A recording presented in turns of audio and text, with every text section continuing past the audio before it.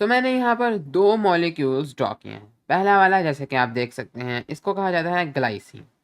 बीच में एक कार्बन है, ऊपर एक हाइड्रोजन है, साइड पर एक अमीनो ग्रुप है, उसके साइड पर एक और कार्बोक्सिल ग्रुप है और नीचे एक और हाइड्रोजन है। इसके साथ मैंने एक दूसरा मॉलिक्यूल ड्रॉ किया है एलानाइन, जिसमें तकरीबन सब कुछ सेम है, बस नीचे हाइड्रोजन की जगह पर CH3 यानी कि एक मीथाइल है। अब इस तरह के ग्रुप्स, इस तरह के मॉलिक्यूल्स जिनके अंदर आपके पास एक कार्बोक्सिल ग्रुप होगा, जिसके बारे में आपको पता है, इससे हमें एसिडिक प्रॉपर्टीज मिलती हैं, कार्बोक्सिलिक एसिड्स में ये मौजूद होता है। और इसके साथ साथ आपके पास एक एमाइन ग्रुप भी होगा, NH2 ग्रुप, जो कि एमाइंस में मौजूद होता है। अगर आपके पास ये दोनों हो तो ऐसे मॉलिक्यूल को, और यहाँ पर भी आपके पास एक अमीनो ग्रुप है और आपके पास एक कार्बोक्सिल ग्रुप है। कार्बोक्सिल ग्रुप है जो कि एसिडिक प्रॉपर्टीज देता है। जब एक कार्बोक्सिल ग्रुप अकेले होता है, उस मॉलिक्यूल को हम लोग कहते हैं कार्बोक्सिलिक एसिड। तो ऐसे मॉलिक्यूल्स को जिनमें एक कार्बोक्सिल ग्रुप और एक अमीनो ग्रुप पाया जाए, और उनके साथ साथ नॉर्मली जब उनके पास ये पाया जाता है तो ऊपर एक हाइड्रोजन भी पाया जाता है। तो अगर आप देखें तो ये दोनों मॉलिक्यूल्स में इन दोनों के साथ साथ हाइड्रोजन सेम है, नीचे वाली चीज़ तब्दील ज़रूर हो रही है। तो ऐसे मॉलिक्यूल्स को हम लोग कहते हैं अमीनो एसिड्स। अमीनो बिल्कुल एमीन से निकला है और एसिड आपके पास इस ग्रुप की वजह से आ रहा है। तो ये दोनों हमारे पास एग्जाम्पल्स हैं अमीनो एसिड्स की, एलानाइन भी और ग्लाइसिन या ग्लाइसाइन भी। ये दोनों अमीनो एसिड्स की एग्जाम्पल्स हैं। और फिर अमीनो एसिड का जो जनरल फार्मूला है वो ऑफ कोर्स इस तरह से होगा। जनरल फार्मूला से मुराद ये है कि तमाम अमीनो एसिड्स के लिए जो एक जनरलाइज्ड फार्मूला है। तो आपके पास एक अमीनो ग्रुप होगा, आपके पास एक अमीनो ग्रुप होगा, अमीनो ग्रुप या एमाइन ग्रुप। आपके पास एक कार्बोक्सिल ग्रुप होगा, कार्बोक्सिल ग्रुप, COOH वाला ग्रुप। और इसके साथ साथ आपके पास एक हाइड्रोजन होगा। और उसके बाद नीचे मैंने लिखा है R। आप कहेंगे R कौन सा एलिमेंट है? तो ऊपर देखें, ये वाला जो चौथी एंट्री आप कह सकते हैं, तो ये कुछ भी हो सकती है। जैसे पहले दोनों में ये तीनों तो कांस्टेंट थे, ये दोनों तो सेम, ये तीनों तो सेम थे दोनों में, लेकिन ये चेंज हुआ है। पहले वाले में ये हाइड्रोजन था, दूसरे वाले में ये मीथाइल है, और किसी और में ये कुछ भी हो सकता है। हमारे पास अमीनो एसिड्स 20 टाइप्स के होते हैं, उन 20 में से मैंने यहाँ 2 बनाए हैं, लेकिन आपके पास टोटल 20 अमीनो एसिड्स हैं। तो उन 20 में ये तीनों आपके पास सेम रहते हैं, लेकिन ये वाला जो नीचे ये वाला पार्ट है, ये चेंज होता रहता है। ये कभी इथाइल बन सकता है, कभी कोई और साइड चेन बन सकती है। तो ये हमारे पास एक साइड चेन है जिसको हमने रिप्रेजेंट किया है R के साथ।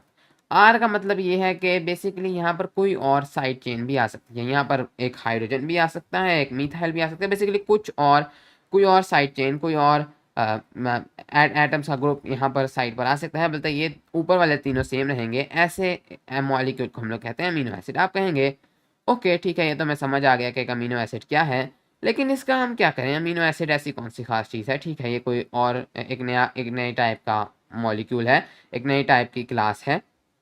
अब असल में होता क्या है कि अमीनो एसिड्स की एक बहुत ही ख़ास किस्म की प्रॉपर्टी है। यहाँ पर अगर आप देखें तो ये 2 मैंने अमीनो एसिड्स चुने हैं, कोई भी आप ले सकते हैं। मैंने R लिखा है, तो हो सकता है ये ग्लाइसिन है, एलानिन है, या 20 में से कोई और है।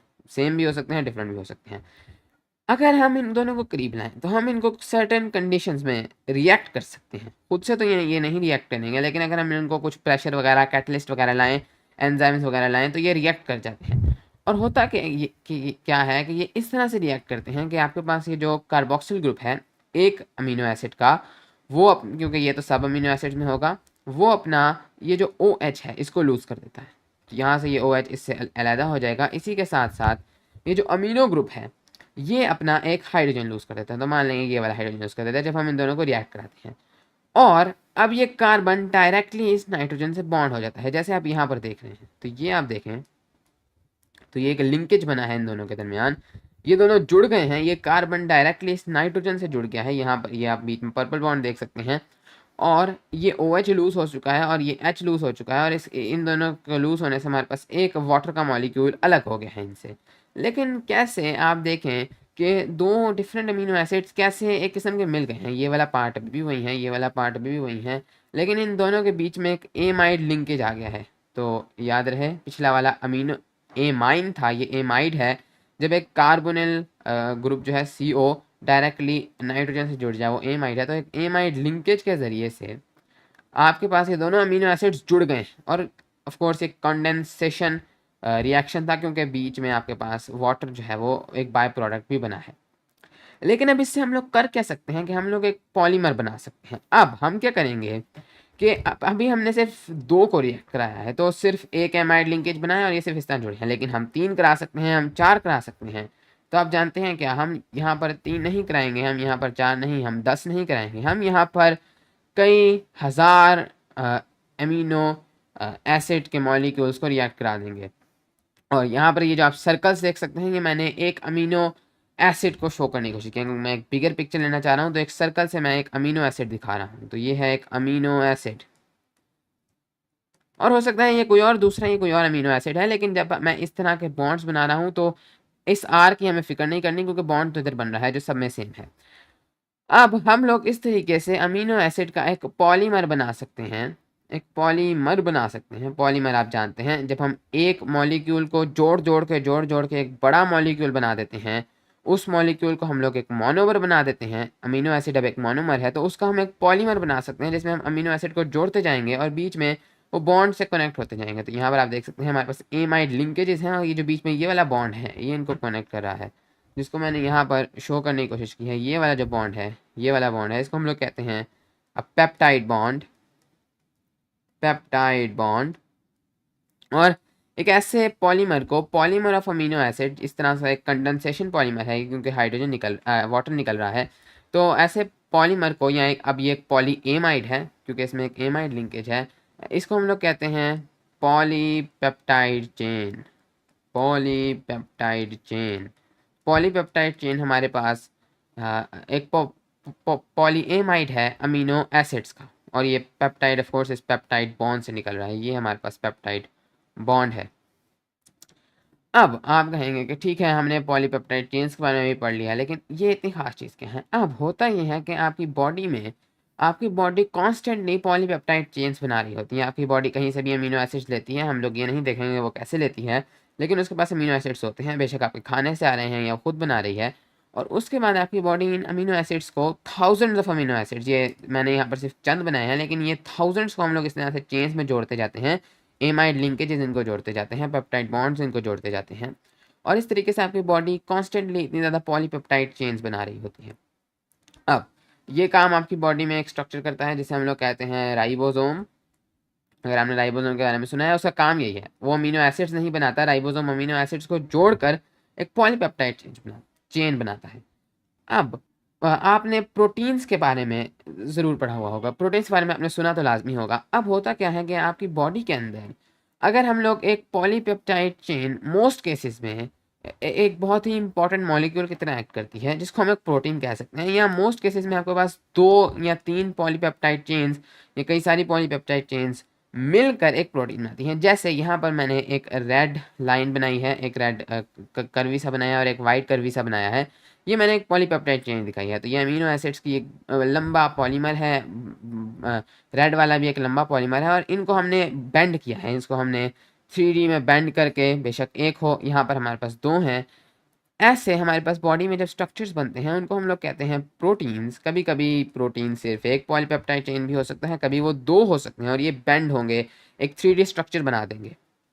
तो प्रोटीन कुछ इस तरह का नजर आएगा आपको, एक मॉलिक्यूल टाइप, लेकिन इसके अंदर ढेर सारी पॉलीपेप्टाइड चेन्स, या बेशक एक पॉलीपेप्टाइड चेन बेंड होगी इस शेप में, तो हमारे पास एक प्रोटीन बन जाता है। अब आपने जान लिया कि प्रोटीन क्या है, तो प्रोटीन का मकसद क्या है। तो उससे पहले आपको कार्ब्स, आपने कार्ब्स के बारे में भी सुना होगा, यानी कार्बोहाइड्रेट्स, और आपने लिपिड्स, जिनको अक्सर फैट्स भी कहा जाता है, उनके बारे में भी सुना होगा। अब इन दोनों का मेन फंक्शन जो होता है बॉडी में, ये तो आपके खाने से आ जाते हैं, इन दोनों का मेन फंक्शन होता है आपकी बॉडी में एनर्जी। लेकिन आपके पास जो प्रोटीन्स हैं, ये आपकी बॉडी एनर्जी के लिए नहीं बनाती, या ये आप एनर्जी के लिए कंज्यूम नहीं करते। अगर मैं प्रोटीन्स को आसान ज़बान में समझाने की कोशिश करूँ, तो प्रोटीन्स का मेन मकसद होता है आपके पास एक फंक्शनल रोल होता है, या आप प्रोटीन्स को सिंपली अपनी बॉडी के वर्कर समझ सकते हैं, क्योंकि आपकी बॉडी को बनाने में लिपिड्स और कार्ब्स का हाथ होगा, और आपकी बॉडी के अंदर जो आपको एनर्जी चाहिए काम करने के लिए उनमें भी कार्ब्स और लिपिड्स का हाथ होगा। लेकिन वो काम करना किसने है, यानी कि उस काम को सरंजाम किसने देना है, तो वो हमारे पास प्रोटीन्स होते हैं। प्रोटीन्स आपकी बॉडी के लिए बहुत ज़रूरी है, और प्रोटीन्स ही आपकी बॉडी हैं, क्योंकि आपने जो भी काम करना है वो आपके प्रोटीन्स ही करते हैं। अब इसको एक सिंपल एग्जांपल से समझते हैं। तो जब भी आपने डेली लाइफ में प्रोटीन का लफ्ज़ सुना होगा तो आप बेसिकली इसको पावर के केस में सुनते हैं। जैसे अक्सर आपने सुना होगा कि अगर आपने मसल्स बनाने हैं तो आपकी मसल में कई सारे प्रोटीन्स होते हैं। तो यहाँ पर आप देख सकते हैं एक बहुत बिग आर्म मसल है, तो अक्सर कहा जाता है मेरी आर्म्स में कई सारे प्रोटीन्स हैं, या मैं बहुत सारे प्रोटीन्स खा रहा हूँ और मेरी आर्म्स में मसल बन रहे हैं। तो असल में क्या होता है कि आपकी आर्म में मसल किस लिए ज़रूरी है, जितने आपके आर्म में ज़्यादा मसल होते हैं तो आपकी एनर्जी ज़्यादा होती है, आपके हाथों में ताकत ज़्यादा होती है, और आप ज़्यादा चीज़ें उठा सकते हैं और आप ज़्यादा काम कर सकते हैं। तो असल में हो ये रहा होता है कि आपकी आर्म के अंदर आपकी बेसिकली मसल्स के अंदर दो इंपॉर्टेंट प्रोटीन्स होते हैं। एक प्रोटीन जो मैं यहाँ पर मसलन ये एक पॉलीपेप्टाइड चेन है, मान लेते हैं ये एक प्रोटीन है, ऑफ कोर्स इस तरह से ये नहीं दिखेंगे, लेकिन और एक दूसरा आपके पास एक आपके इन मसल्स में प्रोटीन होता है।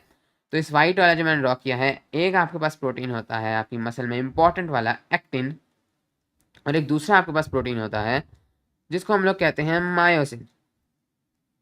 एक्टिन और मायोसिन, इन प्रोटीन्स का काम होता है मसल्स को कॉन्ट्रैक्ट करना, यानी कि ये वर्कर हैं, ये काम करेंगे, इनका काम है आपके मसल को कॉन्ट्रैक्ट करना, और बेसिकली जो भी चीज़ आप उठा रहे हैं उसमें मदद करना, यानी कि वही चीज़ उठाने का काम एक्टिन और मायोसिन प्रोटीन्स कर रहे होते हैं।